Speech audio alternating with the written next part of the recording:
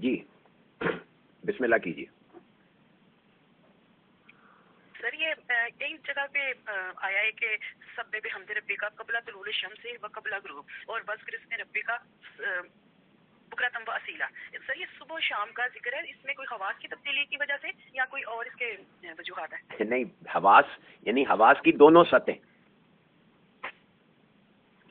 دن اور رات, صبح اور شام, یہ سب حواس کی رفتاروں کے نام ہیں. یعنی کہ کہا یہ جا رہا ہے کہ آپ دونوں رفتاروں میں, صبح کا مطلب ہے ڈیوٹی پوری کرنا, دونوں صورتوں میں اپنی ڈیوٹی پوری کرتے رہیں.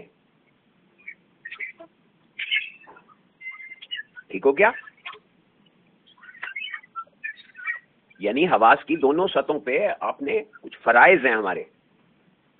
صبح کا مطلب ہے ڈیوٹی پوری کرنا, کام سر انجام دینا, اپنے فرائض پورے کرنا.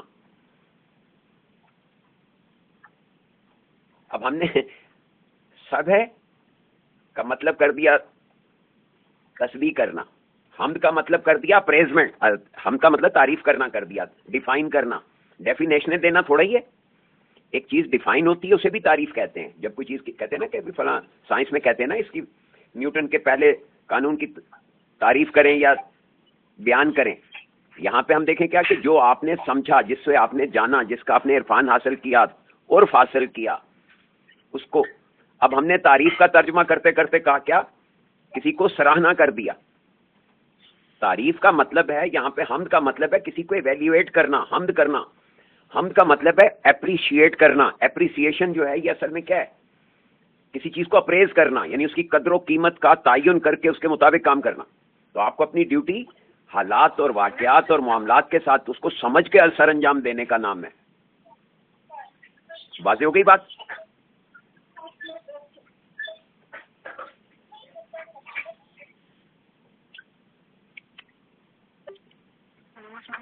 جی وعلیکم السلام.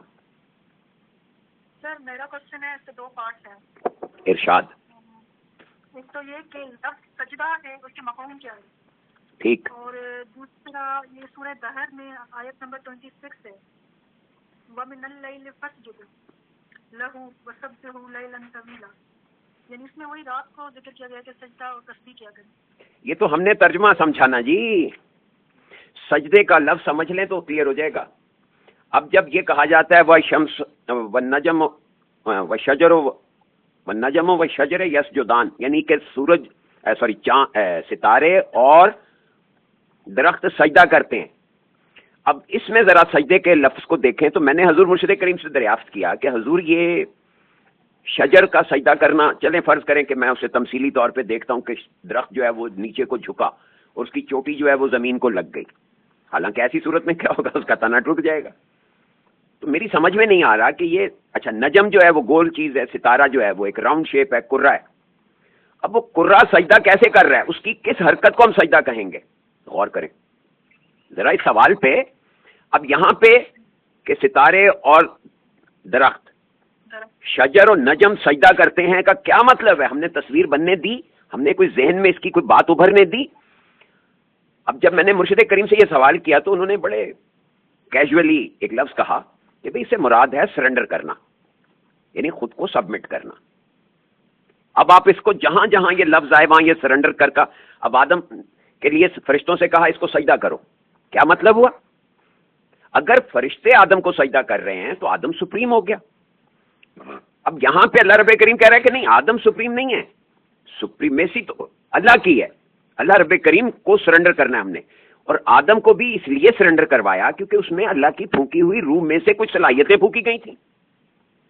تو اللہ کی صفات اور ان صلاحیتوں کی وجہ سے آدم اتنا سپریم ہو گیا کہ باقی تمام کائنات اس کے سامنے سرنڈر کروائی گئی. سرنڈر کرانا, سبمٹ کرنا. ہمارے یہاں چونکہ مادی زون میں اب سر کو زمین پہ رکھنا یہ سجدہ کہلایا. ایک خاص حالت میں اگر آپ سر کو نیچے ماتھے کے بل زمین پہ ٹکا دیتے ہیں تو یہ ایک گویا باڈی لینگویج میں آپ سرنڈر کر رہے ہیں, باڈی لینگویج ہے یہ. یعنی جسمانی طور پہ ہم جب اپنے سبمٹ کرنے کا, سرنڈر کرنے کا اظہار کرتے ہیں تو کیا کریں گے کہ ماتھے کو زمین پہ رکھ دیں گے.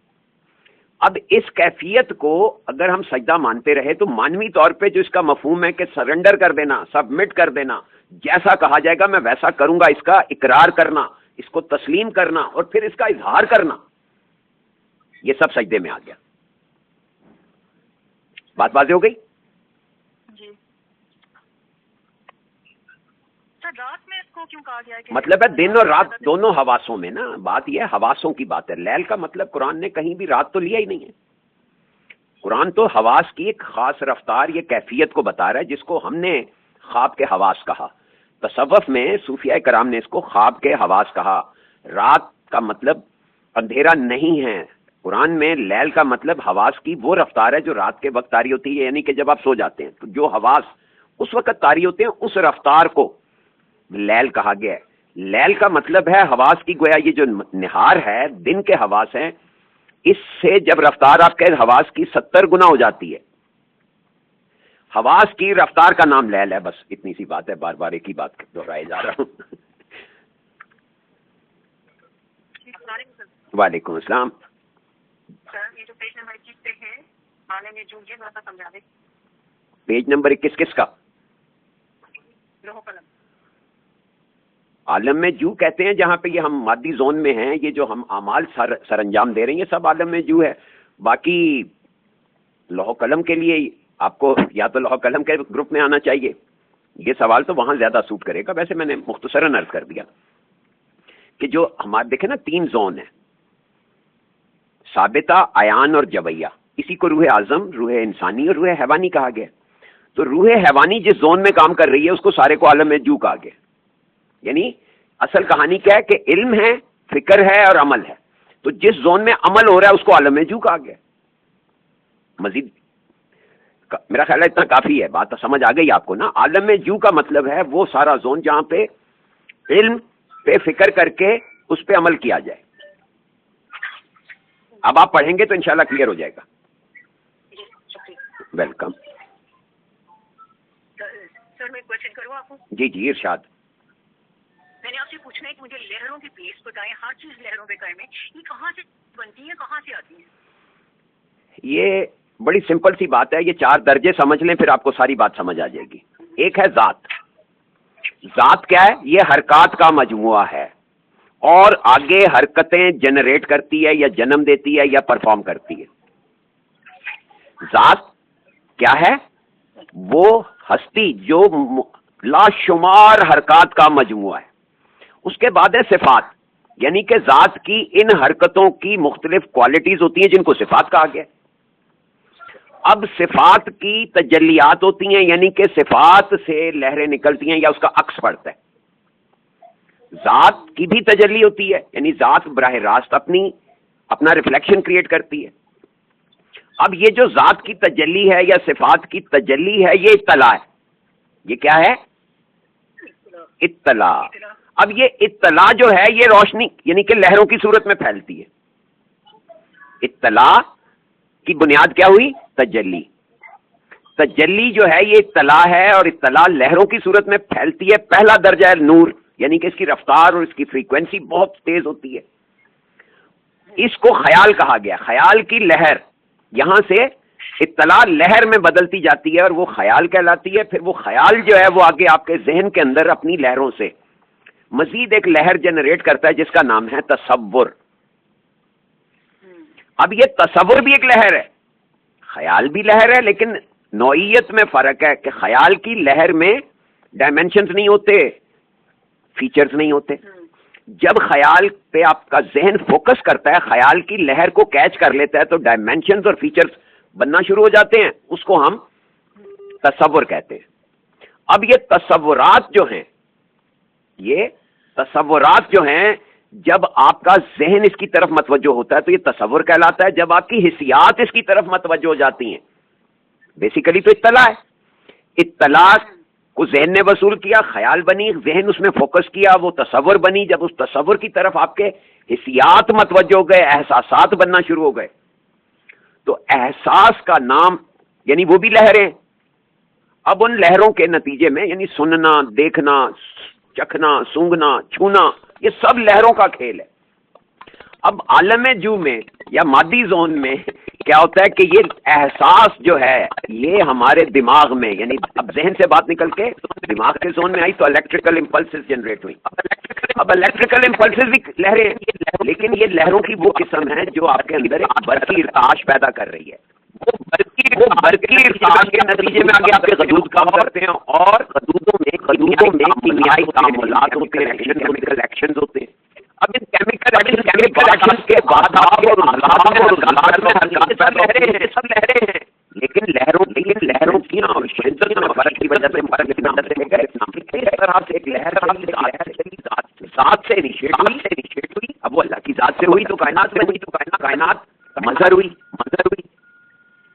حضور کلندر بابا علیہ نے ایک جملہ لکھا ہے کتاب لوح قلم میں کہ قرآن ہمیں 3 ہستیوں سے متعارف کراتا ہے: ذات، صفات اور کائنات. یعنی ذات اپنی کچھ پراپرٹیز کا، کچھ کوالٹیز کا، کچھ پوٹینشیلز کا، کچھ کیریکٹرسٹکس کا استعمال کر کے جب اس کو ڈسپلے پہ لاتی ہے تو وہ کائنات کہتا ہے، کیونکہ کن کہنے کے بعد یہ سارا کچھ بنا. تو سارا کھیل کیا ہوا؟ ذات کا. اب انسان کے اندر اللہ کی اس ذات کی تجلی کا ایک نقطہ جو ہے وہ انسان کی ذات ہے. یعنی اللہ سے ہم اس طرح سے وابستہ ہیں کیونکہ ہماری ذات، ہم ہر فرد کی ذات اللہ کی تجلی ذات کا ایک نقطہ ہے. اس جملے کو جس دن آپ کی سمجھ میں آ جائے گا سارا نظام سمجھ میں آ جائے گا. اب بات واضح ہو گئی کہ کیا سارا لہروں کا نظام کیا ہے. سر وہی ہے نا جو اللہ تعالیٰ نے اپنی روح کا ہمارے اندر پھونکا ہوا ہے. کیا چیز؟ یہ جو آپ کہہ رہے ہیں کہ ذات کا تجلی کا نقطہ ہے آپ کے اندر، وہ نقطہ وہی ہے نا جو انہوں نے اپنی روح کی ہمارے نہیں نقطے کے اندر، اس نقطے کے اندر دیکھیں آپ کی ذات تجلی ذات کا ایک نقطہ ہے، ٹھیک ہے. اب اس نقطے کے اندر اللہ نے اپنی روح میں سے کچھ پھونکا، وَنَفَخْتُ فِيهِ مِنَ الرُّوحِ، اپنی روح میں سے کچھ صلاحیتیں اس ذات کو استعمال کرنے کے لیے عطا کی. یہ جو تجلی ذات کا نقطہ ہے، اس نقطے میں وَنَفَخْتُ فِيهَا کس کے اندر؟ ظاہر ہے نقطے کوئی چیز ہے جس کے اندر پھونکا جا رہا ہے نا. ٹھیک سمجھ آ گیا. تھینک یو، سمجھ آ گیا. Thank you. بڑی سعادت ہے میرے لیے. جی شکریہ. آپ کا شکریہ.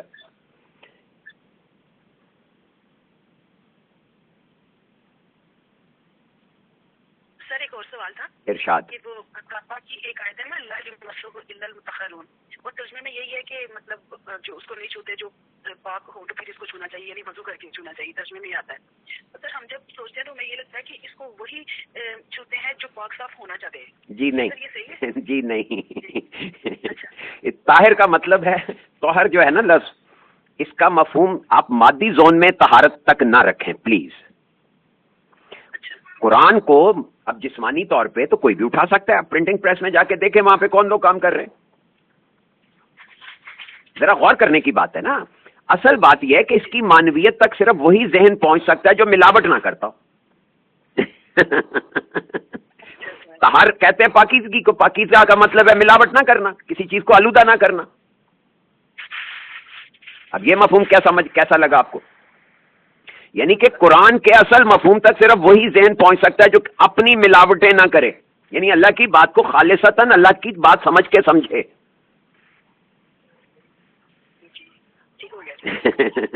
دیکھیں نا، ہم نے چونکہ وہ مادی زون کے الفاظ جو ہیں ہم ان پہ بہت زیادہ ڈیپینڈنٹ ہوئے ہوئے.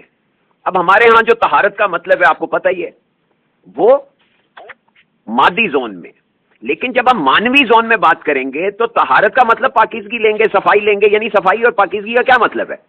کہ جو اللہ کی طرف سے ہمیں خیال منتقل کیا جا رہا ہے ہم اس میں اپنی ملاوٹ نہ کریں.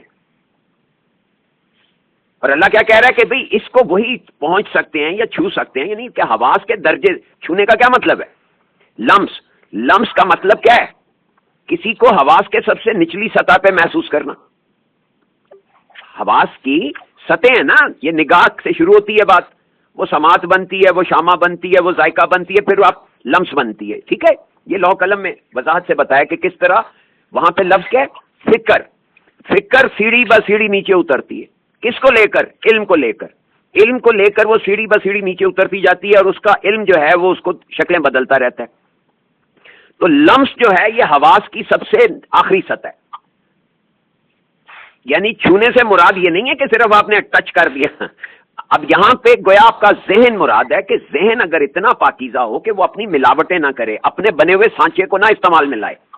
ہمارے ذہنی سانچے بنے ہوئے ہیں, ہم ہر چیز کو اپنے بنے ہوئے سانچے سے ناپتے ہیں, اپنے بنے ہوئے سانچے سے تولتے ہیں. اللہ نے منع کیا کہ نہیں بھائی میری بات کو صاف ہو کے سنو, یعنی کہ اپنے سانچوں سے کو ہٹا دو. اب اس کو طاہر کہا. ٹھیک ہو گیا؟ یعنی اللہ رب کریم نے ایک بات کہی ہے کہ بھئی میری بات سمجھنی ہے تو اپنے سانچوں سے ہٹ جاؤ, اس کو طہارت کہا ہے. دراصل میں شروع میں وہی ٹچ میں بیٹھے ہوئے تھے نا ذہن میں, اب آہستہ آہستہ نکال رہے ہیں ہم لوگ. اللہ آپ کو ہمت دے جی. یہ رفتہ رفتہ ہی ہوتا ہے. دیکھیں یہ صاف واضح کیا کلندر بابا اولیاء نے کہ کوئی بھی چیز یہ دم نہیں ہو سکتی. اللہ نے ایک نظام بنایا گریجول, بیج سے پھول بننے تک کا سفر. ایک سیکنڈ میں تھوڑی ہو جاتا ہے, اپنا ٹائم لیتا ہے. وہ اپنی درجے پورے کرتا ہے تب جا کے چیز مظہر بنتی ہے. اگر ان درجات کی رفتار کو بڑھا دیا جائے تو وہ یہ خارق العادت کہلاتا ہے, کرامت کہلاتا ہے, یا معجزہ کہلاتا ہے. جی سر ایک اور سوال تھا. تذکرہ بابا اولیاء میں ایک ہم نے واقعہ پڑھا تھا نا کہ وہ ایک شخص ہوں گے روحانی شخصیت جو 1960 میں پیدا ہوئے, 40 سال کے ہو کے منظر عام پر آئیں گے. جی جی. تو ان کے یعنی ایک نگاہ سے پورے بدل جائے گا. جی جی کی ہوگی. سر وہ ابھی تک منظر میں عام پہ کیوں نہیں آئے؟ وہ یہ ہوا, حضور مرشد کریم سے یہ سوال 2000 میں پوچھا گیا تھا جب وہ 40 سال کے ہو گئے تھے. ٹھیک ہے نا.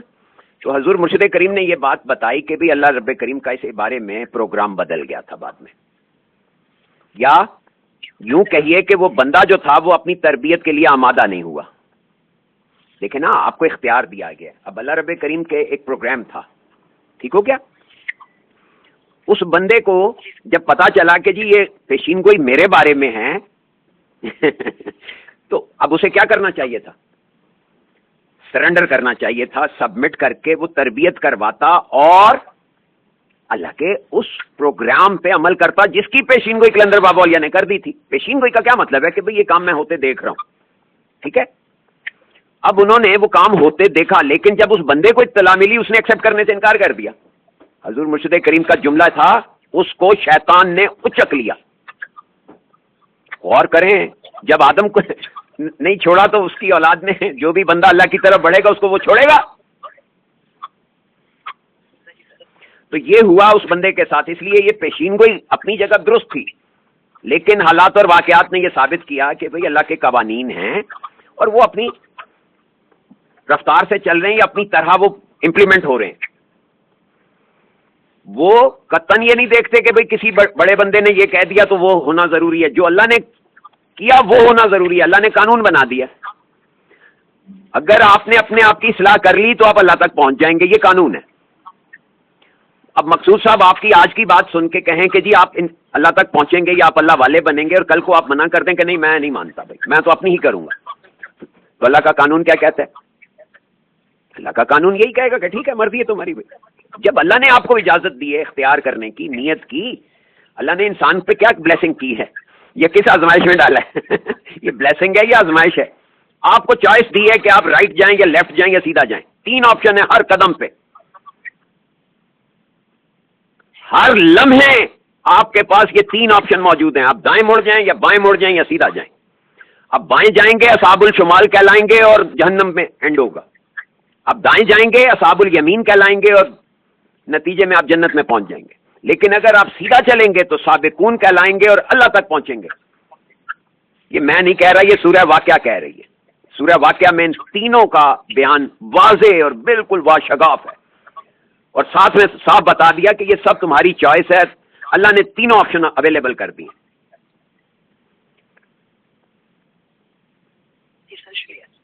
دیکھیں نا, اگر کسی نے پیشین گوئی کی, آپ کو پتا چل گیا کہ میں بہت بڑی توپ چیز ہوں, اور آپ نے کہا کہ بس میں توپ ہی کی طرح چلوں گا,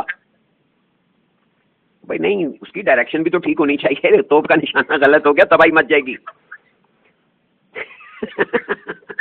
اب پیشین گوئی کرنے والے نے تو بتا دیا کہ تم توپ ہو. اب آگے جو باقی کام تھا اس کا, وہ کیا کہتے ہیں, اس میں گولا بارود بھرنا تھا, اس کی ڈائریکشن ٹھیک کرنی تھی, اور ٹھیک ٹھیک نشانہ پہ لگانا بھی تو ضروری تھا. اس کے لیے آپ تیار ہی نہیں ہوئے. آپ نے کہا نہیں میں تو ٹھا ٹھا کروں گا.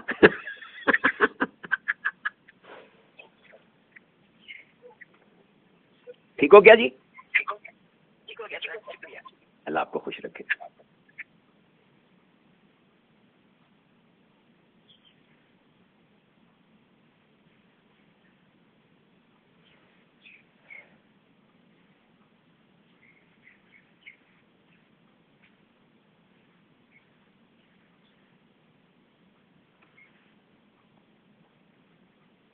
بس جی یا ہے کوئی سوال اور؟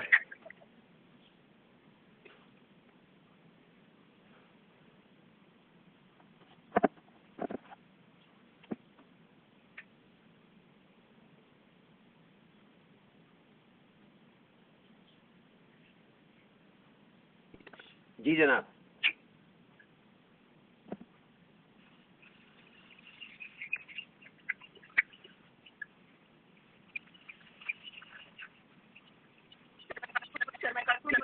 جی ضرور.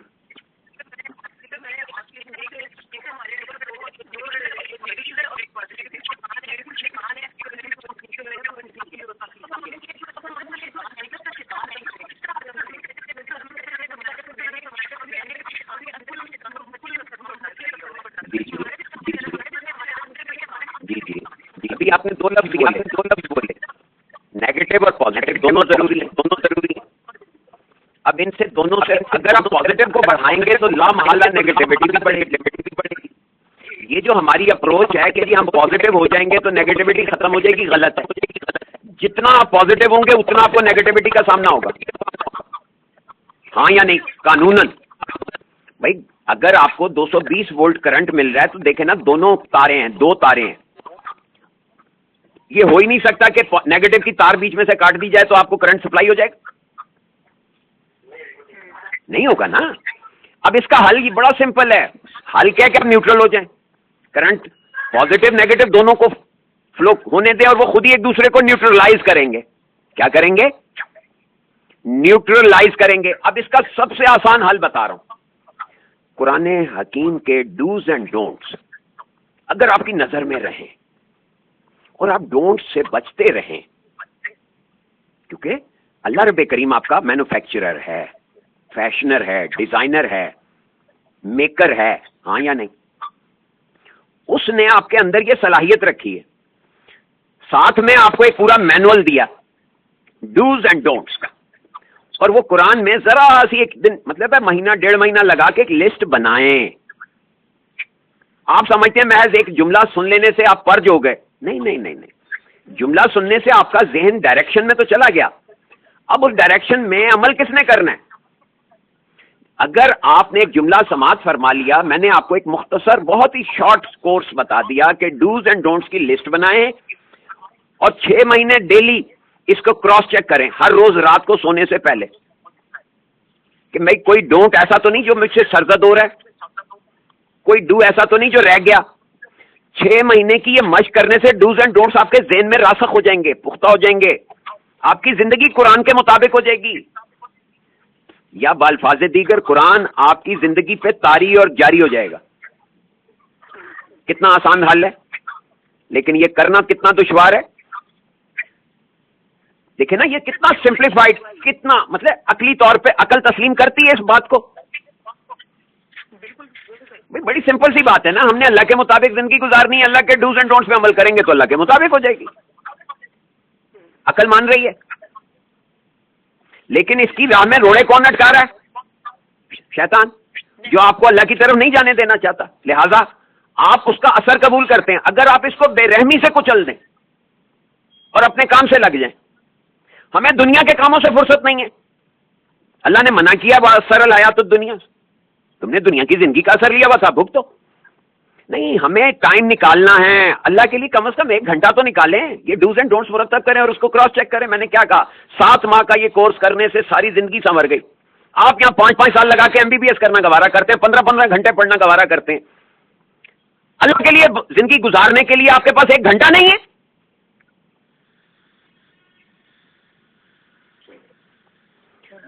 بھائی ہمارے پاس تو سانس لینے کی فرصت نہیں ہے. میں لوگوں سے عرض کرتا ہوں کہ بھی سانس پورا لو. کہتے ہیں جی اس کے لیے وہ ہوتا ہی نہیں ہم سے، ہم کیا کہوں میں، پھر نہیں ہوتا تو میں کیا کر سکتا ہوں، بتانا ہی ہے نا. دیکھیں اللہ رب کریم نے ایک بات بتا دی قرآن میں، ٹھیک ہے، حضور علیہ الصلوۃ والسلام نے وہ بات آگے لوگوں کو تک پہنچا دی، اور ایسی پہنچائی کہ صرف اپنے دور میں نہیں، آنے والی یہ 1450 سال سے وہ ہر بندے تک پہنچ رہی ہے یا نہیں. یہی معجزہ ہے ان کا کہ وہ اپنی بات کو ہر بندے تک پہنچا رہے ہیں، پہنچا دی. اب عمل کس نے کرنا ہے؟ وہ حضور علیہ الصلوۃ والسلام نے کرنا ہے یا اللہ نے خود کرنا ہے؟ ہم کہتے ہیں اللہ کرے. ہماری اپروچ دیکھیں ذرا، بھئی جو کام میرے اور آپ کے کرنے کا ہے وہ ظاہر ہے کہ اللہ نے تو نہیں کرنا، اللہ نے تو اپنے حصے کا کام کیا. اب اس کے بعد جب آپ کو اختیار دے دیا، نیت کا اختیار دے دیا، چوائس آپ کو دے دی، آپ کی مرضی، آپ دائیں جائیں بائیں جائیں سیدھا جائیں، جیسے مرضی جائیں، جہاں مرضی جائیں، اختیار اللہ کا دیا ہوا، کوئی کیا کر سکتا ہے؟ طریقے بتا سکتا ہے، غور آپ نے خود کرنا ہے. میں باشگاف کہتا ہوں، بار بار عرض کیا ہے کہ بات کو سمجھنا آپ نے ہے، سمجھانا اللہ نے. آپ سمجھنے کی کاوش کریں گے تو اللہ نے سمجھانا ہے، یہ اللہ نے قانون بنا دیا. اور یہ قرآن میں صاف لکھا ہے، لیس الانسان الا ما سعی، انسان کے لیے کچھ نہیں ہے سوائے اس کے جس کی وہ کوشش کرے، جس کی وہ صحیح کرے. تو آپ جس چیز کی صحیح کر رہے ہیں، آپ دنیا کی صحیح کر رہے ہیں، دنیا مل رہی ہے. جس دن آپ اللہ کی صحیح کریں گے، اللہ مل جائے گا. ٹھیک ہو گیا جی؟ اللہ کا انعام ہے یہ سمجھ آنا اللہ کا انعام ہے، یہ اس کا کرم ہے کہ بات سمجھ میں آتی ہے. یہ بڑی سعادت ہے. شکر الحمدللہ. ٹھیک ہو گیا جی؟ ہاں جی ٹھیک ہو گیا. چلیں، اور کسی نے کچھ پوچھنا ہے؟